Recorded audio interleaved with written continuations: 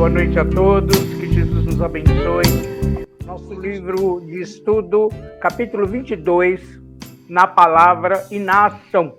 Eu vou ler primeiramente a mensagem do Emmanuel, para que a gente possa depois fazer uma reflexão a respeito desse tema. 22, o capítulo, na palavra e na ação. E tudo o que fizerdes, seja em palavra, seja em ação, fazei-o em nome do Senhor Jesus, dando por ele graças a Deus. Paulo aos Colossenses, capítulo 3, versículo 17.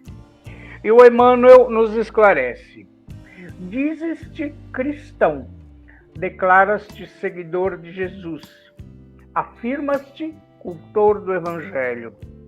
Isso quer dizer que o nome do Senhor se te encontra empenhado em tuas mãos. Se buscamos o Cristo, de certo é necessário refleti-lo. É imprescindível, assim, saibamos agir como se lhe fôssemos representantes fiéis no caminho em que estagiamos. Lembra-te de semelhante obrigação e, cumprindo-a, libertar-te-ás com facilidade das sombras que te atormentam a marcha. Assevera-nos o apóstolo: e tudo o que fizerdes, seja em palavra, seja em ação, fazei-o em nome do Senhor Jesus, dando por ele graças a Deus Pai. Efetivamente, a palavra e os atos representam a força de exteriorização dos nossos sentimentos e pensamentos. O coração inspira o cérebro dirige a existência. A emoção cria a ideia plasma as ações. É preciso, pois, sentir com Jesus para que aprendamos a raciocinar e a servir com ele. Alguém nos sugere a extensão da maledicência nas teias do julgamento precipitado? Há quem nos chame à contemplação das chagas e cicatrizes alheias? Surgem desavenças e mágoas em nosso campo de ação?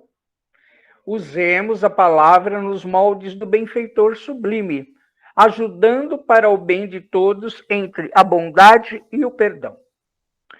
Somos tentados ao revide por ofensas inesperadas? Sofremos preterições e calúnia, ápodo e perseguição? Padecemos íntimo desencanto ou desgostos e angústias no templo familiar? Usemos a conduta do sublime benfeitor, ajudando para o bem de todos entre o perdão e a bondade. Seja onde for e com quem for, busca o lado luminoso das criaturas, mobilizando o amor puro, a fim de que estejas, em verdade, na companhia do excelso cultivador, purificando a ira do mundo. Não basta declarar a nossa condição de aprendizes do Mestre dos Mestres. É indispensável estejamos realmente com ele, para com ele colaborar na construção da vida melhor. Muito bem, o Emmanuel muito esclarecido, muito professor, né, das nossas almas, ele realmente é um grande professor. Ele destaca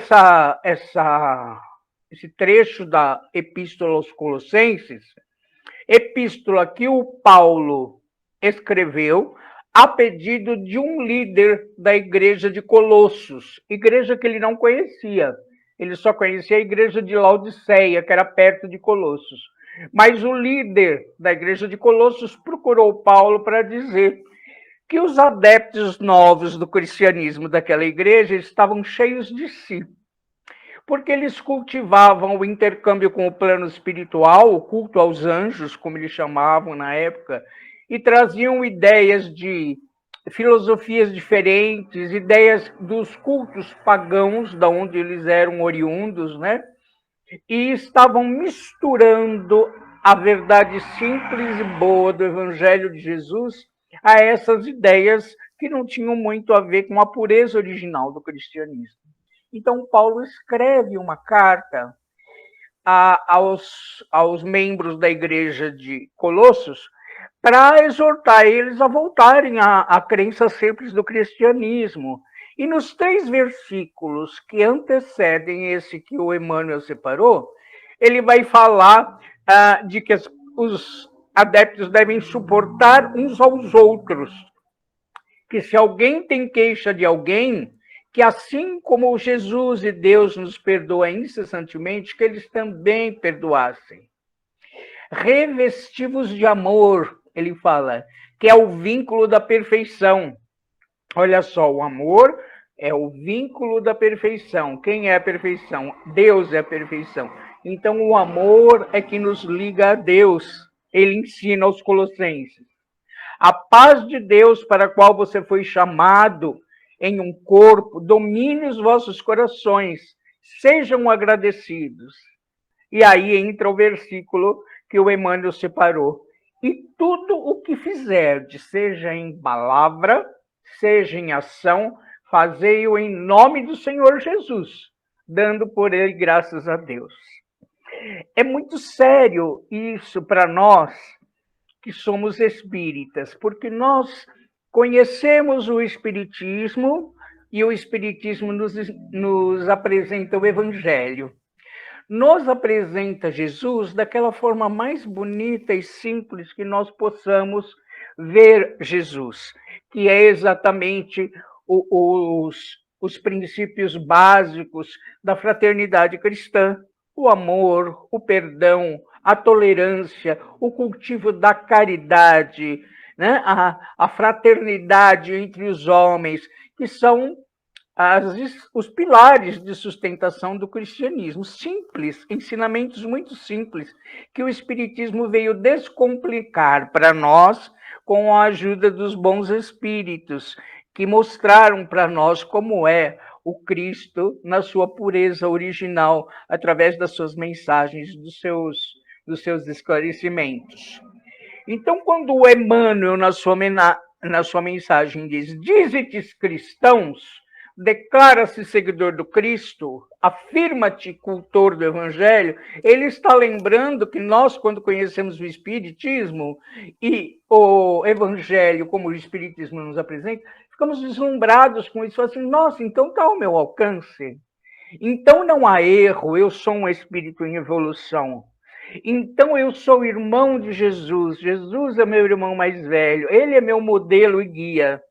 Eu posso segui-lo, um dia serei igual a ele. É o que os espíritos nos ensinam, não é mesmo? Então, quando nós vemos essa verdade, a gente se enche de entusiasmo legítimo, um entusiasmo bonito, né? Mas o Emmanuel vem dizer assim: se buscamos o Cristo, de certo é necessário refleti-lo. Aí a coisa começa a ficar séria. Se nós buscamos o Cristo, de certo é necessário refleti-lo. O que é refletir o Cristo? É ser um espelho em que as pessoas olham para você e falam: olha, ali é um cristão, ele é bom. Ali é um cristão, ele perdoa. Ali é um cristão, ele pratica a caridade. Ali é um cristão, ele silenciou a crítica. Ali é um cristão, ele honra os compromissos dele. Então, refletir o Cristo é um compromisso de todo mundo que conheceu o Evangelho. E ele diz: de certo é necessário. E daqui a pouco a gente vai falar por que é necessário. Aí vem, o Emmanuel volta a falar: é imprescindível saibamos agir como se lhe fôssemos representantes fiéis no caminho que estagiamos. Ora, o que é ser representante de Jesus? É ser seu embaixador. É ser aquela pessoa que vai repetir a sua verdade e que vai refletir essa verdade na sua própria conduta, nas suas próprias palavras. Porque as pessoas estão olhando para você e dizendo assim: este é representante do Evangelho. Nós, os espíritas, costumamos ser cobrados por isso, né? Falam assim para nós. Aí você pega e fala mal daquele político, né? E a pessoa vira para você e fala assim: nossa, mas você, espírita, falando assim. E a gente fala: puxa vida, ele sabe que o Espiritismo recomenda que eu vigie a minha boca para não cometer maledicência. Então, é de verdade que a sua atitude boa ou má, ela leva a chancela daquilo que você costuma dizer. Eu sou espírita cristão. Então você está defendendo uma ideia, defendendo uma causa, e as pessoas vão olhar para você, buscando em você o modelo daquilo que você está dizendo ser representante. Assevera-nos o apóstolo, diz o Emmanuel, e tudo o que fizerdes, fazei-o em nome do Senhor, dando graças. Efetivamente, a palavra e os atos, diz o Emmanuel, representam a força de exteriorização dos nossos sentimentos e pensamentos. E aqui nesse trecho, minha gente, é tão maravilhoso a gente ver como o Espírito sabe, como o Emmanuel está sempre lecionando, professor. Ele vem nos dar uma lição sobre ciência espírita. Ele diz assim: o coração inspira o cérebro dirige a existência. O que ele nos está dizendo? Tudo aquilo que você sente, tudo aquilo que te toca no coração, no centro dos sentimentos, ele inspira o cérebro. E o que é o cérebro? O cérebro é a prótese da mente, né? A mente é uma propriedade do espírito, do teu espírito, você é imortal. O cérebro é um aparelho aqui pelo qual a mente funciona e dirige a existência, dirige a sua vida. Olha que importante, ele está contando para nós que através da mente, através do pensamento, nós moldamos a nossa vida ao nosso redor. Como é que você pensa? É assim que o mundo vai responder para você, conforme o que você pensa. Vou ler de novo. O coração inspira o cérebro e o cérebro dirige a existência.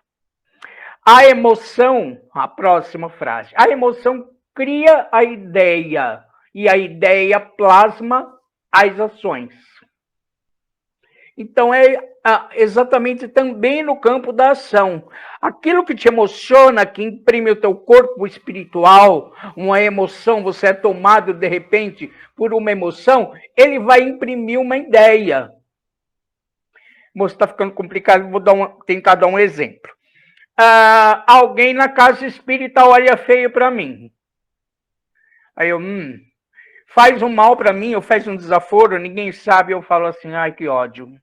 Lá dentro eu fico com raiva, já sei, a primeira oportunidade que eu tenho eu vou me vingar. Olha que interessante. Primeiro surgiu a indignação, a raiva, aí subiu para o meu cérebro esperando a oportunidade de vingança, como uma ideia, vingança, revanche, né? Acho que o exemplo que eu dei não é muito positivo. Vamos fazer diferente, vai. A gente olha o relatório da Carmen. Olha, conseguimos fazer trocentas cestas esse mês, dar trocentos pãozinhos, fizemos isso essa semana, mas precisamos disso e disso. A gente lê e fala, puxa vida, que coisa grande, que coisa bonita, né? Tão pouca gente fazendo tanto. E aí o amor, a solidariedade, a compaixão bate aqui no coração e a tua emoção fica a todo vapor. Aí surge a ideia, eu preciso fazer parte disso. Eu vou ajudar isso a funcionar. Eu vou entrar para essa família, Joana. É isso que o Emmanuel está falando. A emoção cria a ideia. A ideia plasma as ações, você passa a executar. E é por isso que a nossa vida é como é. Porque quando você pensa o mal, sobe aquela ideia da vingança, que eu dei o exemplo, sobe para o centro da cerebração, o centro que faz acontecer, a ideia de vingança que vai se transformar numa ação que mais tarde você vai ter que aguentar todas as consequências desastrosas que é uma atitude de vingança. Já a outra de caridade, você vê, se admira, fala, puxa vida, eu quero fazer parte desse grupo, eu quero fazer parte desse time, quero fazer alguma coisinha também, alguma coisa eu posso dar, né? Uma xícara de feijão, uma xícara de arroz eu posso levar, então eu vou fazer parte. Nossa, também sobe uma ideia para o seu centro de execução e você se coloca em ação no bem, levando a sua contribuição. O Emmanuel está explicando isso para nos ensinar ciência espírita, ação e reação. Toda ação tem uma consequência correspondente no seu teor, positivo ou negativo. Então, o mais inteligente é aquele que já quando a emoção toma o seu corpo emocional, o centro dos seus sentimentos, ele não permite que aquilo suba e vire uma ideia, para mais tarde não virar uma ação. Ele fala, opa, pera, controle, discernimento, evangelho, vou orar para minha iluminação, para a iluminação do outro, porque eu não quero ter consequências ruins. Aí ele diz, o Emmanuel, depois de nos ensinar a ciência espírita, alguém sugere para você falar mal de alguém? Alguém pede para você contemplar chagas e cicatrizes alheias? Há desavenças e mágoas? Nossa, gente, nós somos convidados ao mal diariamente. É para isso que a gente inventou reality show, para poder ligar a televisão e poder meter o pau na vida alheia, porque a nossa não está interessante. Então a gente vai, né, massacrar a conduta do outro. Entra nessa que você vai ver. A lei de ação e reação te pega daqui a pouco numa conduta que você está completamente igual àquele que você criticou. Por isso, toda crítica, ela exige de você uma coisa impossível, que você preveja o futuro e não tropece na mesma pedra ou no mesmo buraco que aquele que você criticou. Então, Emmanuel está ensinando ciência de viver. Quando você faz isso, você remove do seu caminho todas as consequências desastrosas. O que sobra? Sobra as suas atitudes boas, plasmando para você um caminho, pavimentando de bênçãos, de possibilidades de trabalho, com coisas positivas, o que vai atrair para você a colaboração de criaturas encarnadas e desencarnadas, no nosso plano e fora dele, para ajudar você, porque a causa do bem tem muitos colaboradores, assim como a causa do mal. Quem é que você está querendo de sócio para a sua empresa existencial? Para a existência, para a sua existência, não é? Você está querendo de sócio as sombras ou a luz? Aquele que você chamar, vem. E o chamamento é a nossa atitude. Aquilo que nos pega no coração, nos pega no emocional e sobe para o nosso cérebro, se transformando em ação. Aí ele diz, usemos a conduta do sublime benfeitor, ajudando para o bem de todos, entre o perdão e a bondade. Seja onde for, com quem for, busca o lado luminoso das criaturas, mobilizando o amor puro, a fim de que estejas em companhia do excelso cultivador. Procurar o lado luminoso das criaturas também é um desafio para nós, mas é ótimo para dominar a nossa tendência crítica e a nossa tendência no mal. É muito bom. Você olha para fazer exercício, exercita isso. Você olha para aquela criatura que te irrita, não é? Que geralmente ela tem um defeito que você também tem, mas não admite. Mas você olha para a criatura que você chama de adversário, de inimigo ou de empecilho. Não precisa ir muito longe. Dentro de casa tem uns assim. Você olha para a criatura e fala, não, pera, Jesus falou que todo mundo tem um lado luminoso. Aí você olha e fala, não é possível, Jesus está enganado, essa criatura não tem nada. Não, tem que ter, Jesus falou. É porque tem, todo mundo é filho de Deus. E você olha e você acaba descobrindo que aquela criatura tem tanta coisa. Às vezes lava uma louça melhor que você, varre uma casa melhor que você, põe o lixo para fora, coisa que você não faz. Às vezes ela para e escuta um idoso, ou ela dá um telefonema para alguém que está doente, ou ela agrada o cachorro. Não é possível, gente. Todo mundo tem atitudes lindas.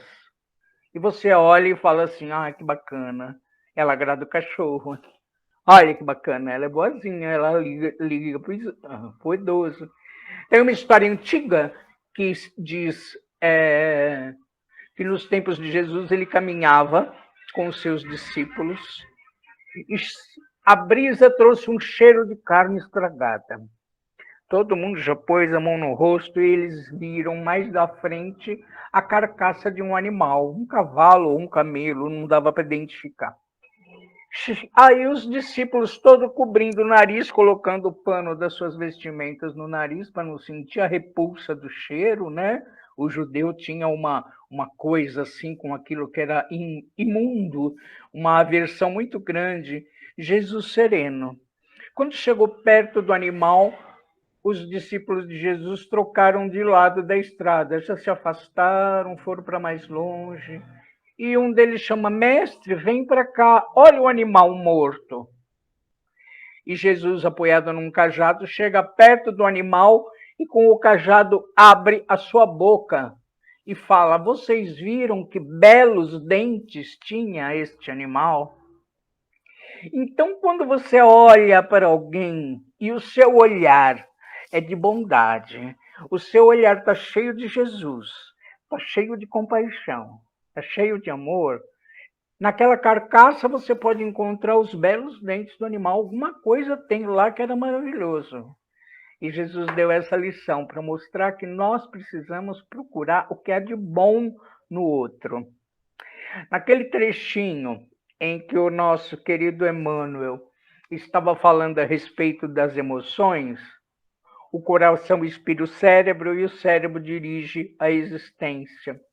A emoção cria a ideia e a ideia plasma as ações. É preciso, pois, sentir Jesus para que aprendamos a raciocinar e a servir com ele. Olha só. É preciso sentir com Jesus.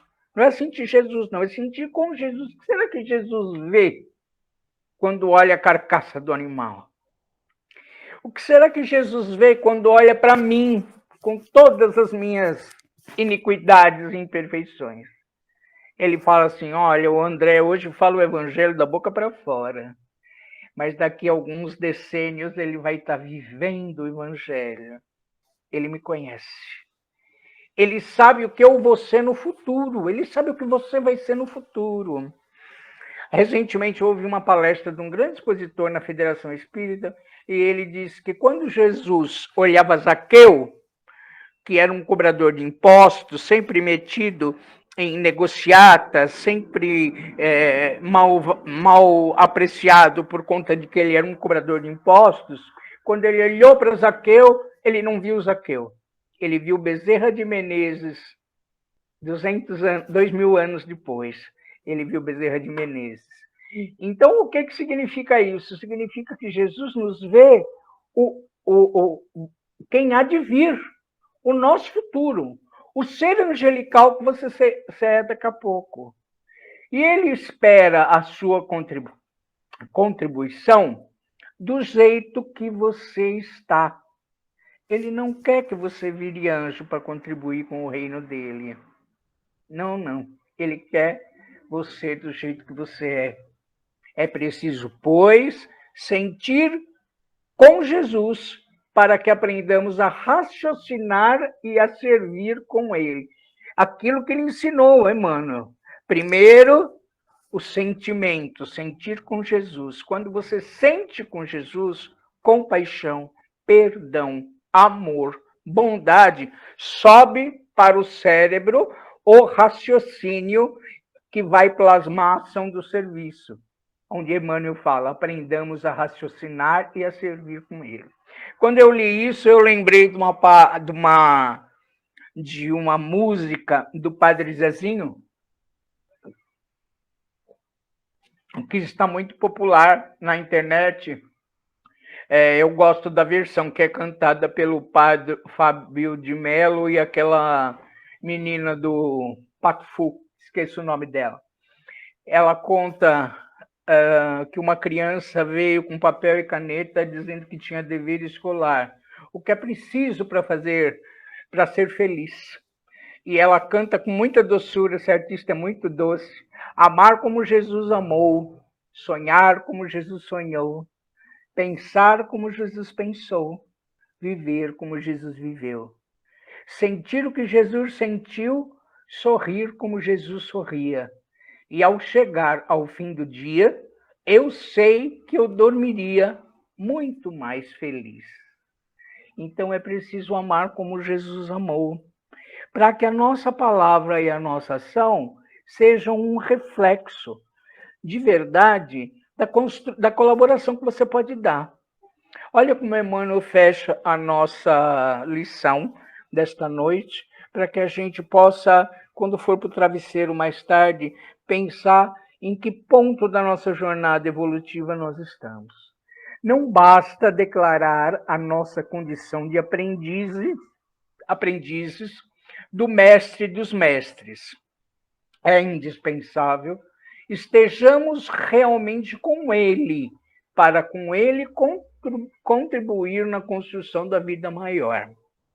O que o Emmanuel está querendo dizer é que quando você melhora, dominando sua palavra, dominando o seu pensamento, eliminando a maledicência, a crítica, o vitimismo e a vingança das nossas atitudes, das nossas ações, você faz isso não porque você precisa se aprimorar, virar anjo e subir ao céu, com os espíritos cantando, tocando arpinha, né? Não é nada disso. A gente se purifica na oficina de trabalho. A gente melhora quando esquece da melhora. Olha, eu sou assim torto, vou trabalhar pelo próximo assim torto mesmo e vamos ver o que dá, porque o serviço ao próximo é mais importante. E você começa a servir, você começa a trabalhar e automaticamente você vai se lapidando. As imperfeições vão sendo vencidas pela força do amor. Disse o apóstolo Pedro na sua epístola: o amor cobre uma multidão de pecados. Ele está querendo dizer, esquece o pecado e vai com o amor, porque é o amor que vai sobrepujar todas as suas imperfeições. Quando Jesus diz sede perfeitos, ele está querendo dizer sede felizes. E a gente só pode ser feliz. O único jeito, no estágio em que nós nos encontramos aqui na Terra, é espalhando, praticando e enaltecendo sempre que possível a força do amor, através das nossas palavras, dos nossos pensamentos, das nossas atitudes e das nossas ações. Que o Mestre nos abençoe e esteja conosco hoje e sempre. Muito obrigado.